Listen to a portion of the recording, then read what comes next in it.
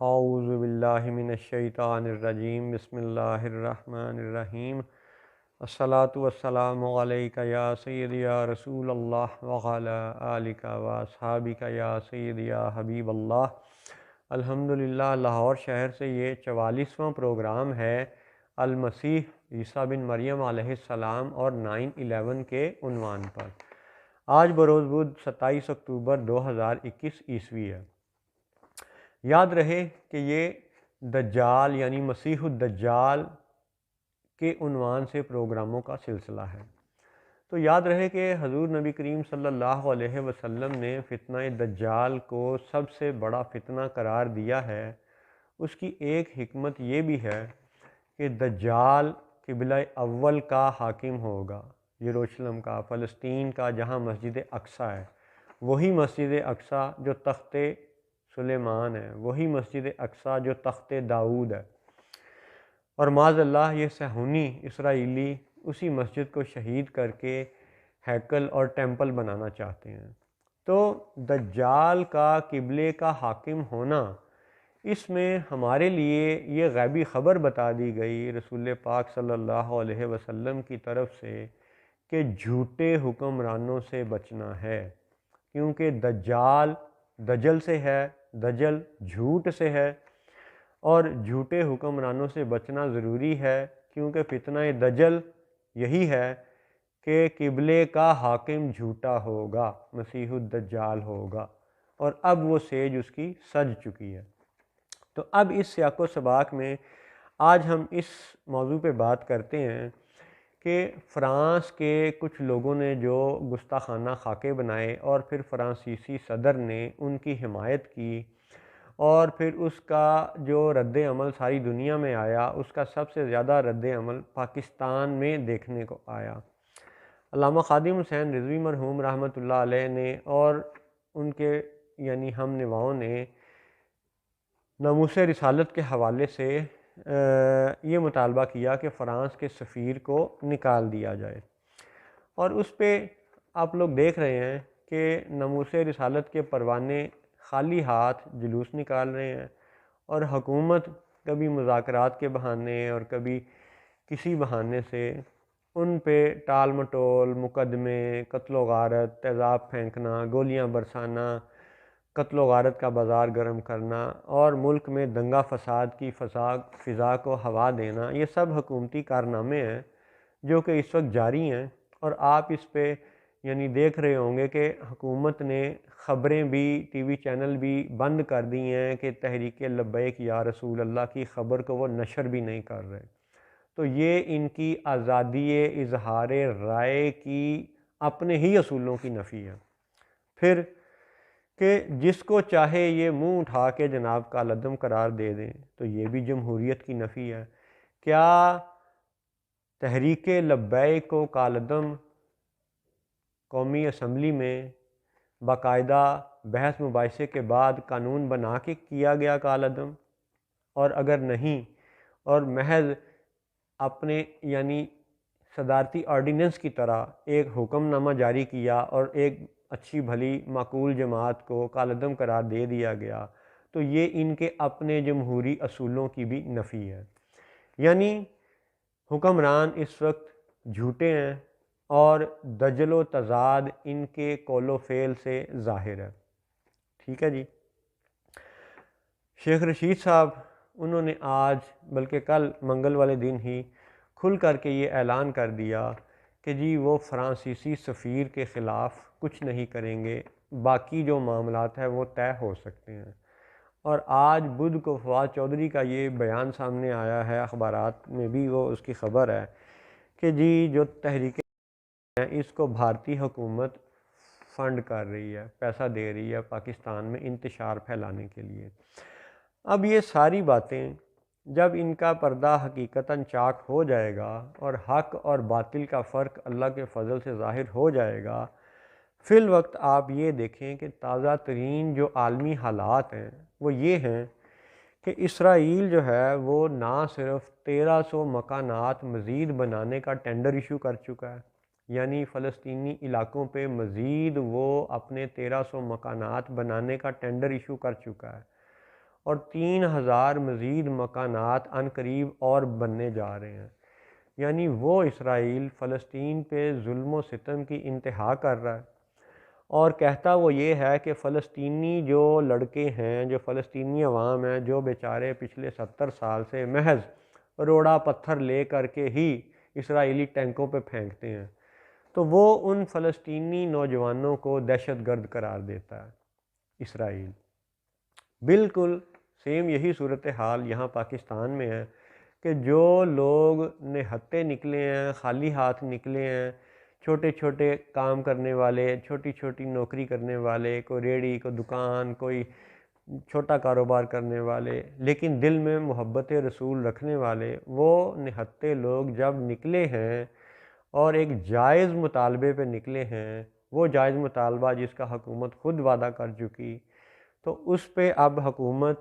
ان نہتوں کو نہ صرف قتل کر رہی ہے، ان پہ تیزاب پھینک رہی ہے، ان پہ جھوٹے مقدمات بنا رہی ہے، اور ظلم یہ ہے کہ ان کو باغی قرار دیا جا رہا ہے، ان کو دہشت گرد قرار دیا جا رہا ہے، ان کو کالعدم قرار دیا جا رہا ہے۔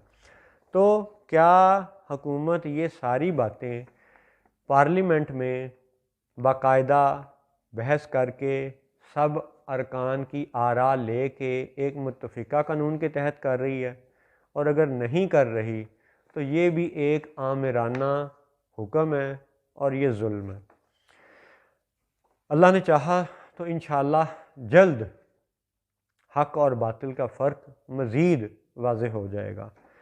فی الوقت آپ یہ دیکھیں کہ عمران خان سعودی عرب کے دورے سے واپس آئے ہیں، اور وہ یہ خوشخبری قوم کو سنا رہے ہیں کہ جی سعودی عرب نے پاکستان کی امداد کے لیے 3 ارب ڈالر کے پیکج کا اعلان کیا ہے۔ اب یہ مدد ہے یا سود خوری ہے، اسی پہ آج آپ دیکھ لیں ڈان اخبار یا دیگر بھی اخبارات آپ دیکھ لیں، آج ہی کے اخبار میں یہ خبر ہے، مشیر خزانہ شوکت ترین صاحب نے یہ بتایا ہے کہ سعودیہ عرب جو پاکستان کو 3 ارب ڈالر دے رہا ہے، وہ 3.2% سود پہ دے رہا ہے۔ تو اس پہ ایک بات تو یہ ہے کہ مبشر لقمان صاحب جو ایک معروف ٹی وی اینکر ہیں، کئی ملین ان کے ویورز ہیں، انہوں نے پچھلے دنوں تحریک لبیک سے یہ گلہ شکوہ کیا کہ تحریک لبیک سود کے خلاف بات کیوں نہیں کرتی۔ اس پہ تحریک لبیک کے لیڈروں نے جواب دیا تھا کہ جی آلریڈی ان کے منشور میں یہ شامل ہے شک، لیکن بات یہ ہے کہ مبشر لقمان صاحب یہ بتائیں کہ کیا اس وقت اسٹیٹ بینک تحریک لبیک کے قابو میں ہے، قبضے میں ہے، کنٹرول میں ہے، زیر انتظام ہے؟ بتائیں۔ اور اگر نہیں تو جن کے قبضے میں وہ اسٹیٹ بینک ہے، وہ جو باقر رضا اس وقت اسٹیٹ بینک کے گورنر بنے ہوئے ہیں، ٹھیک ہے، ان کی گورنری، ان کے ڈالر کے ساتھ کھلواڑ، پاکستانی معیشت کا بیڑا غرق کرنے کے حوالے سے مزید حقائق انشاءاللہ آپ کو مزید بتائے جائیں گے۔ فی الوقت آپ یہ عمران خان کا دعویٰ سنیں کہ جی سعودی عرب نے امداد دی ہے، اور شوکت ترین صاحب کہتے ہیں کہ جی 3.2% سود پہ وہ قرضہ دیا جا رہا ہے۔ تو شوکت ترین صاحب کیا کہہ رہے ہیں اور عمران خان صاحب کیا کہہ رہے ہیں، تو ان دونوں باتوں کا تضاد بھی آپ نوٹ فرما لیں، اور مبشر لقمان صاحب سود کا سوال مکے کے حاکموں سے پوچھیں کہ آپ مکے کے حاکم ہیں تو پاکستان کو مدد کے نام پہ سودی قرضہ کیوں دے رہے ہیں؟ ٹھیک ہے جی۔ دوسری بات کہ ابھی حال ہی میں ستمبر کے آخر میں، یہ اگست کے آخر میں اور ستمبر کے شروع میں امریکی اور اتحادی فوج افغانستان سے اٹھ کر کے بھاگی ہے، ٹھیک ہے، اور ساری دنیا جانتی ہے کہ سعودیہ عرب بھی اپنا سفارتی عملہ امریکی فوجوں کے ساتھ لے کے افغانستان سے بھاگا ہے۔ تو یاد رہے کہ یاجوج اور ماجوج، وہ جنہوں نے کالونائزیشن کا سلسلہ 2-3 صدیوں سے جاری رکھا ہوا تھا، وہ اب بھی جاری ہے۔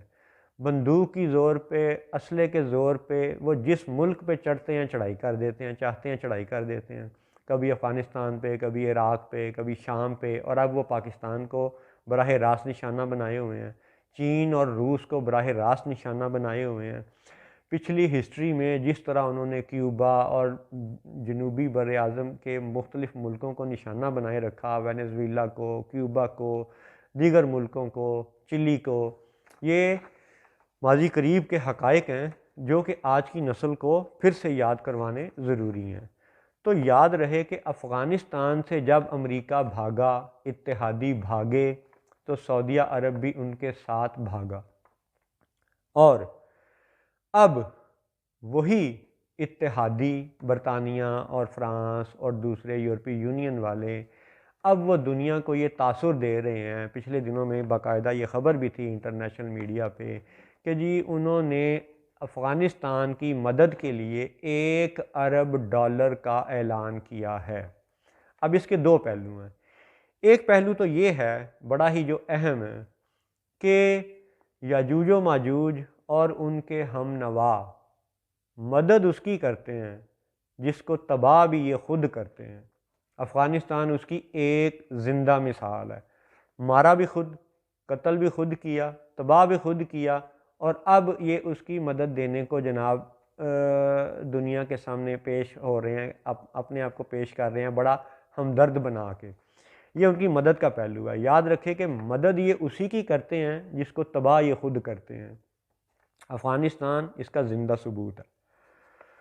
پھر یہ بھی یاد رہے کہ افغانستان سے جب امریکہ بھاگا تو سعودیہ عرب بھی ساتھ ہی بھاگا۔ اس لحاظ سے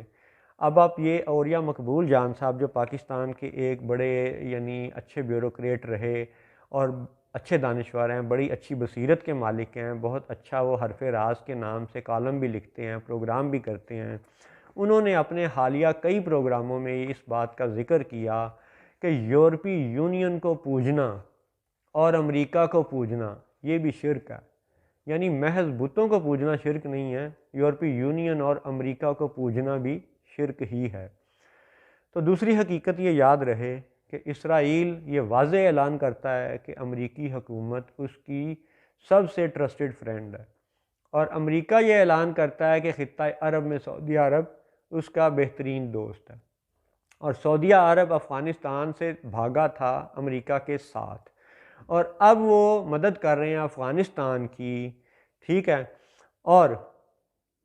پھر یہ بات کہ مدد وہ اسی کی کرتے ہیں جس کو تباہ یہ خود کرتے ہیں۔ دوسرا پہلو یہ ہے کہ $9 ارب سے زیادہ تو افغانستان کے اثاثے انہوں نے منجمد کر کے رکھے ہوئے ہیں۔ $9 ارب سے زیادہ پہ تو وہ خود قبضہ کر کے بیٹھے ہوئے ہیں۔ اصل حقائق اس سے ماوراء ہیں، کہیں زیادہ ہیں۔ جو ہیرے جواہرات، جو معدنیات افغانستان سے لوٹی گئیں، ٹھیک ہے، جو منشیات کے نام پہ دھندا ہوا، وہ ایک الگ کہانی ہے۔ لیکن جو ظاہری حقائق ہیں صرف آپ ان کے اوپر تبصرہ اور تجزیہ غور کر لیں کہ $9 ارب پہ جناب قبضہ کیا ہوا ہے اور $1 ارب کی امداد دے رہے ہیں، ٹھیک ہے۔ یہ بھی دھوکہ ہے، یہ بھی دجل ہے، یہ بھی تضاد ہے، یہ بھی ظلم ہے۔ تو سعودیہ عرب کی وہ امداد جو اب پاکستان کو دی جا رہی ہے، تو اس امداد کا حال یہ ہے کہ عمران خان سعودیہ عرب جاتے ہیں، سعودی حکمرانوں سے ملتے ہیں، وہیں پہ وہ امریکی اہلکار جان کیری سے ملتے ہیں، اور جب وہ واپس آتے ہیں تو نہتے مسلمانوں پہ بدترین ظلم و تشدد کا بازار گرم ہوتا ہے۔ تو اب آپ اس کو اس پیرائے میں دیکھیں کہ جیسے ہی سعودی امداد آتی ہے تو مسلمانوں پہ قتل و غارت کا سلسلہ شروع کر دیا جاتا ہے۔ یعنی مدد یہ کرتے ہیں لیکن تباہ بھی یہ خود ہی کرتے ہیں۔ افغانستان بھی اس کی زندہ مثال ہے، پاکستان بھی اس کی زندہ مثال ہے۔ اور یاد رہے کہ سلطنت عثمانیہ جتنی بھی 500-600 سال رہی، 1453 سے لے کے تو یہ فرسٹ اور سیکنڈ ورلڈ وار تک، اس میں 550 سال کے عرصے میں یوں سمجھ لے کہ اچھے حکمران بھی آئے، برے بھی آئے، یہ سلسلہ 500 سال چلتا رہا۔ اچھائیاں بھی تھیں سلطنت عثمانیہ کی، برائیاں بھی تھیں، لیکن ایک زبردست بات یہ تھی کہ سلطنت عثمانیہ جب تک رہی، قائم رہی، دونوں قبلے مسجد اقصیٰ اور خانہ کعبہ، دونوں قبلے سلطنت عثمانیہ کے پاس تھے، مسلمانوں کے زیر انتظام تھے۔ اور جب سلطنت عثمانیہ کو توڑا گیا تو ایک قبلہ صہیونیوں کے پاس چلا گیا ایک وہابیوں کے پاس چلا گیا۔ اور اب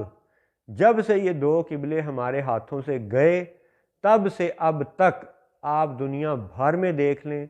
مصر میں دیکھ لیں سنی قتل ہو رہے ہیں، ایران میں سنی قتل ہو رہے ہیں، سعودی عرب میں سنی قتل ہو رہے ہیں، پاکستان میں سنی قتل ہو رہے ہیں، اور یہ سلسلہ جاری ہے۔ کیونکہ یاد رہے کہ فتنہ دجال کو سب سے بڑا فتنہ قرار دیا گیا ہے، اور دجال قبلہ اول کا حاکم ہوگا اور جھوٹ بولے گا۔ یہی ہمارا آج کا پھر سے سبق ہے کہ حکمرانوں کے دجل و فریب و تضاد و جھوٹ سے بچنا ہے، یعنی حکمرانوں سے بچنا ہے۔ اسی لیے فتنہ دجال کو سب سے بڑا فتنہ قرار دیا گیا۔ تو یاد رہے کہ سعودی مدد یہ آتے ہی پاکستان ایک بار پھر سے مسلمانوں کے خون سے رنگین کیوں ہو گیا۔ یاد رہے کہ یہ وہی سعودیہ ہے جس کے چندوں پہ پلنے والے وہ ادارے جنہوں نے پاکستان میں مسلمانوں پہ سابقہ سالوں میں بھی گولیاں چلائیں، ٹھیک ہے، شرک و خالص توحید کی بحث میں الجھا کر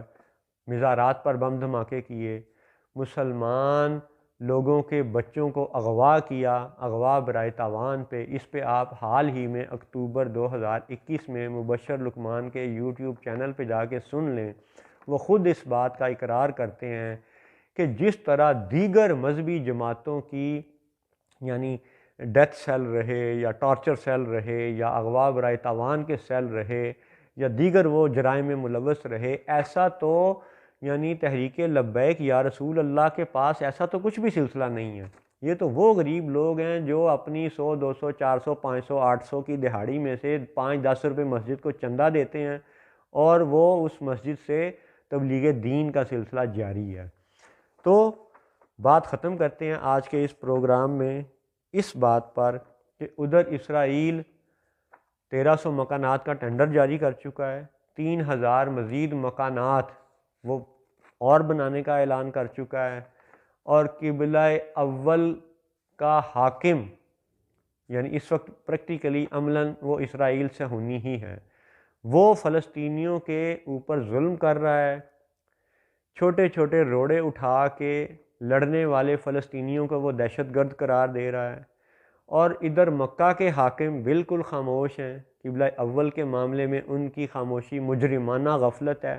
مجرمانہ ان کی وہ غفلت ہے کہ جو در حقیقت جرم ہے، جرم والوں کا ساتھ دینے کے مترادف ہے۔ کیونکہ 2017 میں جب امریکہ نے یروشلم کو اسرائیل کا دارالحکومت تسلیم کیا تھا، تو اس کے بعد سعودی حکومت نے پھر بھی ٹرمپ کو اپنے ملک میں بلایا تھا اور تحفے تحائف دیے تھے، اور ابھی اس تحفے تحائف کی مزید کڑی یہ چل رہی ہے کہ مکہ کے حاکم پاکستانی حاکم کو 3 ارب ڈالر کی امداد کا اعلان کرتے ہیں، اور عمران خان واپس آ کے تو نہتے مسلمانوں کے خون کی کھلی اجازت دیتے ہیں۔ کیونکہ یہ دور دجال ہے۔ یاجوج اور ماجوج کے حوالے سے یاد رہے کہ سورۃ الانبیاء آیات 95 اور 96 میں یاجوج اور ماجوج کا ذکر ہے، اور وَهُم مِّن كُلِّ حَدَبٍ يَنْسِلُونَ کا اشارہ ہے کہ یہ ہر بلندی سے ڈھلکتے ہوں گے۔ تو میرے دوستوں، میرے بچوں، دیکھ لو کہ آج اللہ کی حکمت سے بلندیوں پہ کون بیٹھے ہیں، دنیاوی بلندیوں پہ، اور وہ اس فرشتوں کی پیشن گوئی کو پورا کر رہے ہیں کہ جب آدم علیہ السلام کو سجدہ کروایا گیا تھا تو فرشتوں نے کہا تھا کہ یا اللہ، یہ تو زمین پہ ظلم و فساد، قتل اور برائیوں اور خرابیوں کا معاملہ کریں گے۔ تو آج دیکھ لیں کہ وہی بات سجدہ آدم والی ابھی تک پوری ہو رہی ہے، اور مزید حقائق کے ساتھ انشاءاللہ اگلے پروگرام میں بات کریں گے۔ فی الوقت اس دعا کے ساتھ اختتام کہ یا اللہ فتنہ دجال سے بچا اور سب مسلمانوں کو اپنی پناہ میں رکھ۔ السلام علیکم ورحمۃ اللہ وبرکاتہ۔